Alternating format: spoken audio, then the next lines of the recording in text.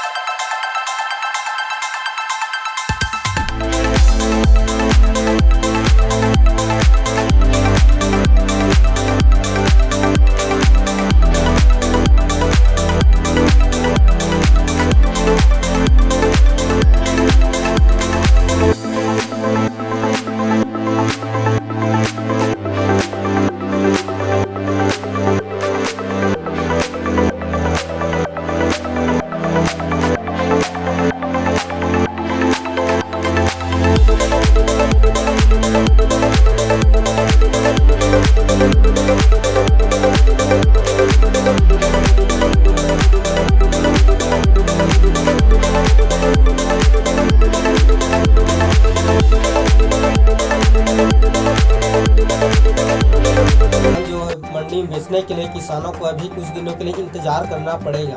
आज के लिए इतना ही बस। इसी तरह नए नए वीडियो देखने के लिए चैनल को सब्सक्राइब, लाइक, कमेंट और बेल आइकन की घंटी को दबाना ना भूलें। इससे ये होगा कि जब भी मैं नए नए वीडियो डालूंगा आपकी नोटिफिकेशन में तुरंत पहुंचेगा।